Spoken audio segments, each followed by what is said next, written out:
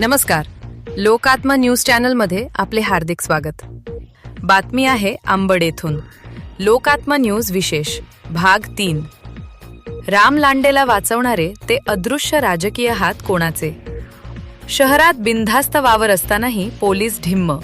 प्रशासनाच्या भूमिकेवर प्रश्नचिन्ह. नगरसेवक राम भिवाजी लांडे याने एका 63 वर्षीय निरापराध वृद्धावर केलेल्या रक्ताळलेल्या हल्ल्याच्या प्रकरणाला आता अत्यंत गंभीर वळण मिळाले आहे. लोकात्मा न्यूजच्या सखोल तपासात धक्कादायक माहिती समोर आली असून आरोपीला अटक न करण्यामागे केवळ प्रशासकीय हलगर्जीपणा नसून राजकीय आकाचा भक्कम वरदहस्त असल्याचे उघड होत आहे. पोलिसांच्या नाकाखाली आरोपीचा स्वैरविहार. सर्वात संतापजनक बाब म्हणजे ज्या आरोपीचा पोलीस शोध घेत असल्याचे सांगत आहेत तो राम लांडे शहरातच असून पोलिसांच्या नाकाखाली बिनधास्तपणे वावरत आहे. भर रस्त्यात गुन्हा करूनही तो कायद्याला न जुमानता उजळ माथ्याने फिरत असल्याने नागरिकांमध्ये भीतीचे वातावरण आहे. आरोपीच्या या बिनधास्त वावरामुळे अंबड पोलीस प्रशासनाच्या कार्यक्षमतेवर आणि भूमिकेवर आता मोठे प्रश्नचिन्ह निर्माण झाले आहे.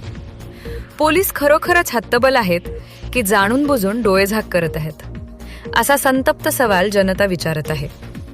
अदृश्य हातांचा राजकीय खेळ. विश्वसनीय सूत्रांकडून मिळालेल्या माहितीनुसार सत्ताधारी वर्तुळातील एका वजनदार नेत्याने पोलीस प्रशासनावर या प्रकरणात थंड राहण्यासाठी दबाव टाकला आहे.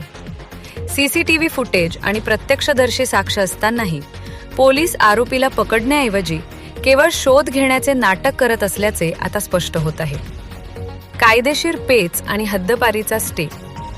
राम लांडे याच्यावर यापूर्वीच हद्दपारीची कारवाई प्रस्तावित होती, मात्र राजकीय दबावापोटी विभागीय आयुक्तांकडे स्टे मिळवण्यात तो यशस्वी झाला. आता प्रश्न असा निर्माण होतो की एखाद्या गुन्हेगारी पार्श्वभूमीच्या व्यक्तीला असा स्टे मिळाल्यानंतर तो पुन्हा रक्ताचा खेळ खेळत असेल तर तो स्टे तातडीने रद्द करण्याचा अहवाल अंबड पोलिसांनी अद्याप का पाठवला नाही? गरिबांना न्याय कधी मिळणार? या संपूर्ण प्रकरणात सर्वात कळीचा प्रश्न हा आहे की सामान्य आणि गरीब माणसाला न्याय कधी मिळणार?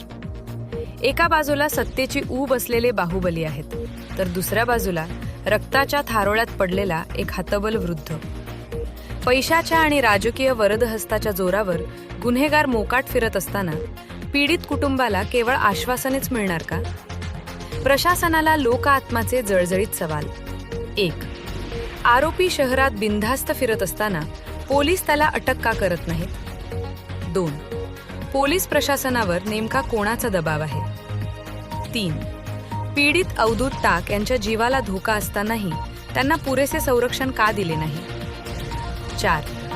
गुन्हेगाराला अभय देणाऱ्या या व्यवस्थेला जाग कधी येणार? जिल्हा पोलीस अधीक्षकांकडे धाव. लोकात्मा न्यूज. आता हा लढा केवळ बातमीपुरता मर्यादित न ठेवता जिल्हा पोलीस अधीक्षक आणि थेट गृहमंत्रालयापर्यंत या प्रकरणाचा पाठपुरावा करणार आहे.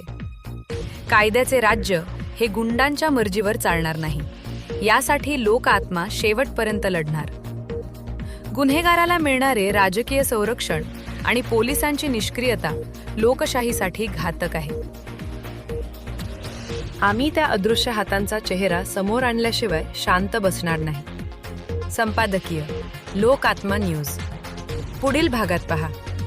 पुढील भागात आपण पाहणार आहोत भाग 4. जोपर्यंत आरोपीला अटक केली जात नाही तोपर्यंत लोकात्मा न्यूजची ही विशेष मालिका अविरत सुरूच राहणार आहे. अन्यायाचा पर्दाफाश करण्यासाठी आम्ही कटिबद्ध आहोत. बघत रहा लोकात्मा न्यूज. अन्यायाविरुद्ध पेटलेला आवाज. लोकात्मा न्यूज चॅनलसाठी प्रतिनिधी तरंग कांबळे, अंबड.